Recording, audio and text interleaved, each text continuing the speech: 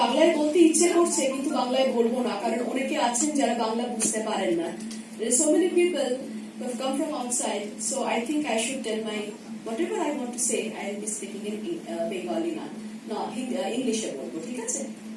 তো যাই হোক, to begin with, let me thank first Shubhita Chakraborty madam for giving me this opportunity to share my views with such an empowered audience on this very special day. And also thanks to Reshmi madam, Reshmi girl, she has communicated with me for so many days regarding today's event. Anyway, it's no doubt a privilege for me to get a chance to speak on this topic, much talked about topic, the challenges faced by working women in India. But since we all know, we are all aware of the challenges, what difficulties the working women face, so I will not highlight on the difficulties. On the contrary, I will try to treat it from a different perspective. I will highlight or I will concentrate on the solutions, and I will highlight how to cope up with these difficulties. It's really unfortunate that even today, the hands that rock the cradle, the women who shape the destiny of civilization, they are still deprived and denied of their basic rights. And I think it's really a gravest concern to the humanity. So women who are facing discrimination in the workplace or into your personal life for achieving your career, for your well-achieved career, if something acts as a barrier, I think you should gather that courage to fight back that discrimination. Because if you have the courage to fight back the discrimination, you are citing an example, you are creating an example to all the women who are voiceless because they are oppressed by the society. So those who are voiceless, you should raise the voice for them. Why? Why you? Because just understand why today I am here. Just think, why am I here? Why we all are here? Why you are here? I am here, you are here because we are educated. So me and you, we are fortunate to have the privilege of education. But there are so many women, so many people, especially women, I'll be talking about women today, so many women who are not so much fortunate like us. They don't even know that they are facing discrimination. They are not even aware of this fact.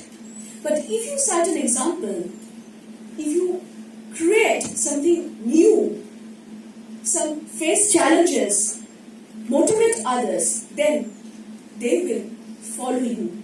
So you are acting as a motivator to them.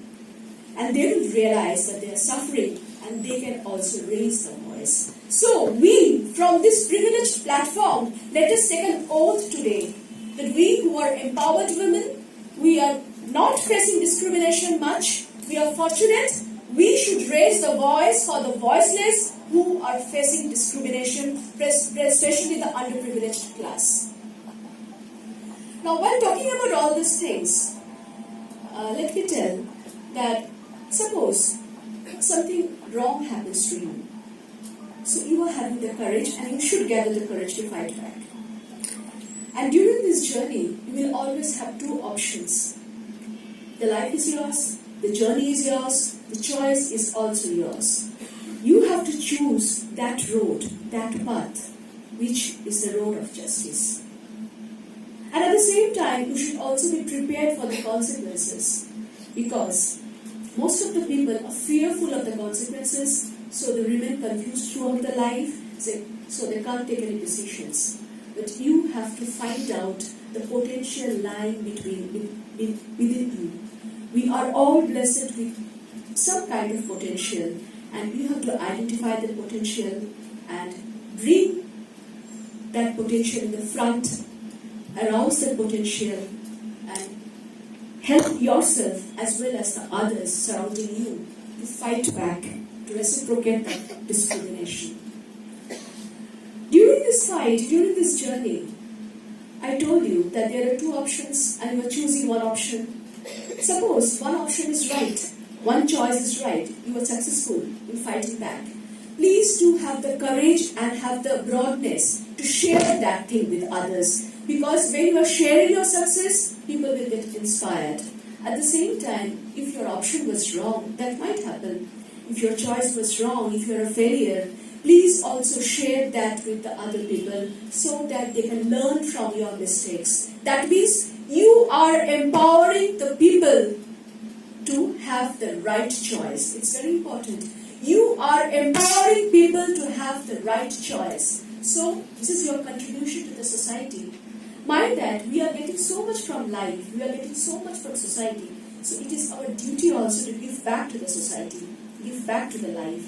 And that is your role, that is your contribution, that you are imbibing confidence. You are imbibing confidence to the society, motivation to the society.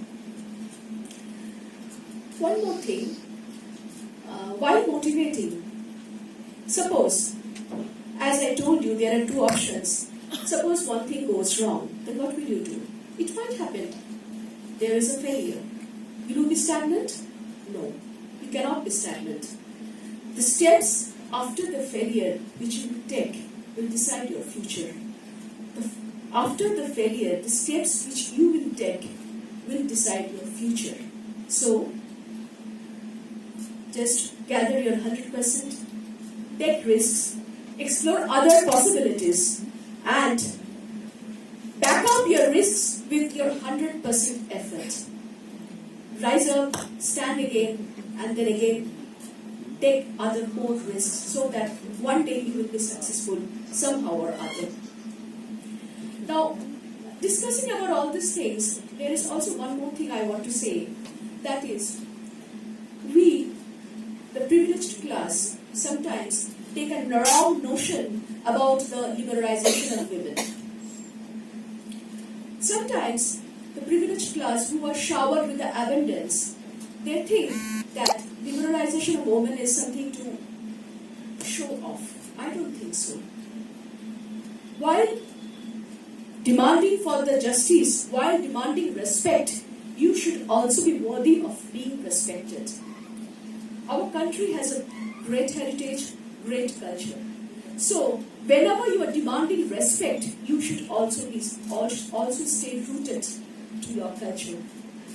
Because you will be respected only when you are worthy of being respected. Just because you are a woman, just because you are a lady, you cannot gather, you cannot demand respect. So you stay rooted to our culture, and then only be worthy of your being respected, and then only you demand respect. We must also think that before complaining against a man, we must think that our father is also a man. Some of our teachers are also men. Vivekananda, Ishwachandra Vidyasagar, they all were men, and we know what role they played for the empowerment of the women. So salute to those heroes also, and to the men who support us. Just because today is a Women's Day, I will salute women only. No, that is not the right thing. Salute to the heroes also who are with us. And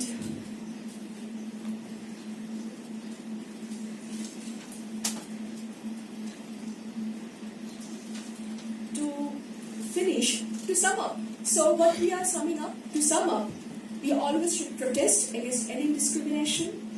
We should help the other people surrounding us who are voiceless, should help them to come out with their protest, and we should be rooted, stay rooted, we should respect life.